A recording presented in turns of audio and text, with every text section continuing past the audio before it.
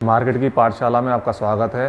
ये वीडियो मेरी बिगिनर्स के लिए है जो अभी अभी मार्केट में आए हैं या फिर मार्केट में आना चाहते हैं और ऑप्शन ट्रेडिंग करना चाहते हैं।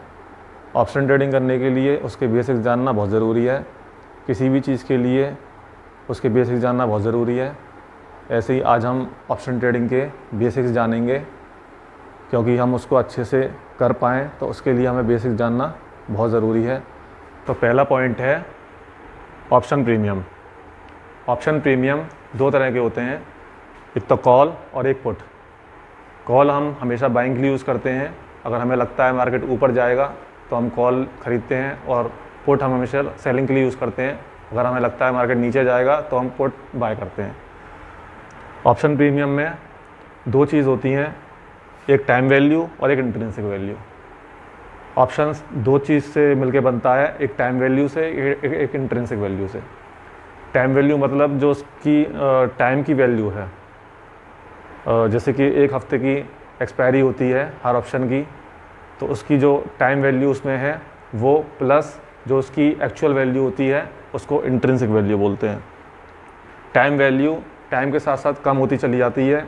जैसे जैसे दिन बढ़ते चले जाते हैं वीक के, ऐसे ऐसे उसकी टाइम वैल्यू कम होती चली जाती है, और at the end of the expiry उसकी प्रीमियम की सिर्फ इंट्रिंसिक वैल्यू उसमें रह जाती है। उसको बोलते हैं उसकी actual value, which is intrinsic value.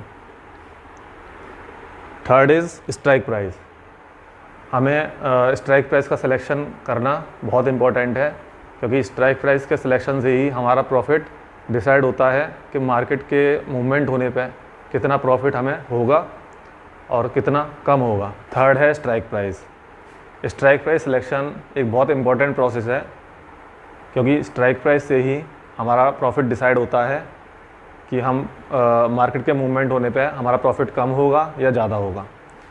Strike price तीन तरह से सेलेक्ट कर सकते हैं हम, ATM, OTM and ITM. ATM means at the money, OTM means out of the money, and ITM means in the money. At the money means जैसे कि market price जहाँ पे भी चल रहा है उस टाइम पे जो भी स्ट्राइक प्राइस उसके पास में है उसको ATM बोलेंगे, और जो स्ट्राइक प्राइस मार्केट से दूर है, अभी मार्केट वहाँ तक पहुँचा नहीं है, उसको OTM बोलेंगे, out of the money. And जो स्ट्राइक प्राइस मार्केट के नीचे है, मतलब जहाँ पे मार्केट ट्रेड कर रहा है उससे नीचे है, मतलब मार्केट स्ट्राइक प्राइस से ऊपर है, तो उसको बोलेंगे ITM। Fourth is risk reward. Risk reward बहुत इंपॉर्टेंट रोल प्ले करता है आपके प्रॉफिटेबल होने में, क्योंकि अगर आपका रिस्क रिवॉर्ड मेंटेन नहीं होगा तो आप कभी प्रॉफिटेबल हो ही नहीं सकते। चाहे आप कितना भी अच्छा प्रॉफिट कर रहे हो, आप चाहे कितनी भी आपकी एक्यूरेसी अच्छी हो, चाहे आप कितने भी माइंडेड हो, कुछ भी हो, पर रिस्क रिवॉर्ड अगर मेंटेन नहीं करा आपने तो आप कभी प्रॉफिटेबल बन नहीं सकते मार्केट में। रिस्क रिवॉर्ड आप कम से कम 1:3 और 1:4 रख सकते हैं minimum, and maximum you can trail the profit. Fifth is delta. Delta हमारे स्ट्राइक प्राइस के जो प्रीमियम होता है उसमें बहुत इम्पोर्टेंट रोल प्ले करता है, क्योंकि डेल्टा से ही डिसाइड होता है कि हमारा प्रॉफिट कितना होगा मार्केट के मूव करने पे। सपोज़ एट द मनी का डेल्टा 0.5 और होता है, और इन द मनी का डेल्टा 0.6, 0.7, 0.8 तक होता है। अगर हमारा मार्केट 100 पॉइंट मूव करेगा तो एट द मनी का प्रीमियम 50 पॉइंट मूव करेगा, और इन द मनी का प्रीमियम 60 पॉइंट मूव करेगा। आप जितना इन द मनी में जाते जाओगे उतना ज़्यादा आपको पॉइंट्स मिलेंगे, और जितना आप आउट ऑफ द मनी में जाओगे उतना आपको पॉइंट्स कम मिलेंगे मार्केट के मूव करने के बाद भी। जैसे कि आउट ऑफ द मनी का प्रीमियम आप 100 पॉइंट मूव करेगा तो आउट ऑफ द मनी का प्रीमियम 40 पॉइंट मूव करेगा, और आउट ऑफ द मनी में लोगे तो 30 पॉइंट मूव करेगा, और आउट ऑफ द मनी में लोगे तो 20 पॉइंट मूव करेगा। जितना आप आउट ऑफ द मनी में जाते जाओगे उतना आपका प्रॉफिट कम हो पाएगा। इसलिए मैं सजेस्ट करूँगा आपको का हमेशा आप इन द मनी में आपको लेना चाहिए, या फिर एट द मनी में भी आप ले सकते हैं प्रॉफिटेबल होने के लिए। 6 पॉइंट इज़ थीटा। थीटा हमारा ऑप्शन बायर का बहुत बड़ा दुश्मन है, क्योंकि थीटा डिके आपने सुना होगा या शायद नहीं सुना होगा, तो मैं बता देता हूँ। थीटा एक ऐसी चीज़ है जो ऑप्शन बायर के अगेंस्ट काम करती है।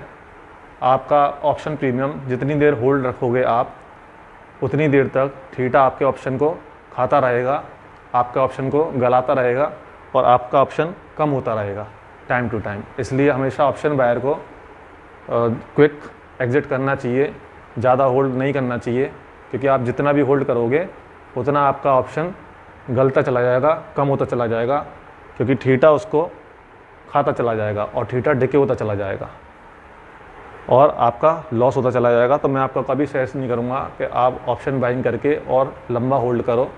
ऑप्शन बाइंग करके आप ज़्यादा टाइम तक होल्ड ना करें तो ही अच्छा है। Last is time frame. Time frame एक बहुत इम्पोर्टेंट एस्पेक्ट है। आपको जो डिसाइड करना पड़ेगा कि आपको किस टाइम फ्रेम पे काम करना है।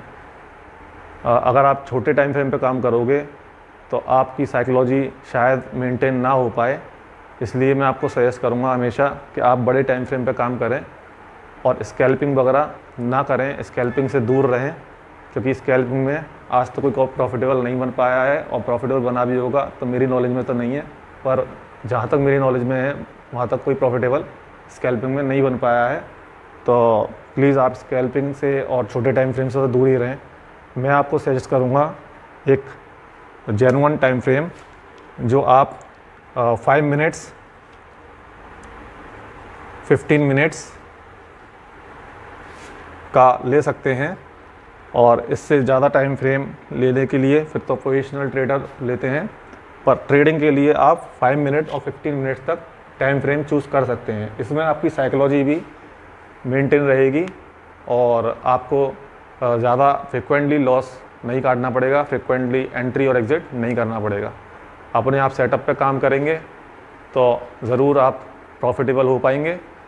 और अगर आप गैम्बलिंग की तरह मार्केट में आएंगे तो गैम्बलिंग तो कभी कोई कर ही नहीं पाया और गैम्बलिंग से तो कभी कोई जीत ही नहीं पाया। तो वो आपकी चॉइस है कि आपको गैम्बलिंग करनी है और गैम्बलिंग करके लॉस करना है, या फिर सीख के अच्छे से समझ के और प्रोफेशनल ट्रेडिंग करनी है, ट्रेडिंग को बिज़नेस की तरह करना है। वो आपकी चॉइस है और मैं आपके लिए ऐसी वीडियो बनाता रहूँगा। आपको जानकारी देने के लिए मैं यूट्यूब पे आता रहूँगा और आपको गाइड करता रहूँगा। प्लीज़ मेरा चैनल को सपोर्ट करें, क्योंकि अभी मेरा चैनल नया है और अभी स्टार्ट हो रहा है। तो आप मेरे चैनल को सपोर्ट करें और मेरे चैनल को आगे बढ़ाने की कोशिश करें, जिससे कि मैं आपकी हेल्प कर पाऊँ। अगर ये वीडियो आपको यूज़फुल लगी तो ऐसी और वीडियोज़ आगे देखने के लिए प्लीज़ सब्सक्राइब करें हमारे चैनल को और हमारा मोटिवेशन बढ़ाएं वीडियो को लाइक करके, और आगे हम और भी ऐसा कंटेंट डालते रहेंगे।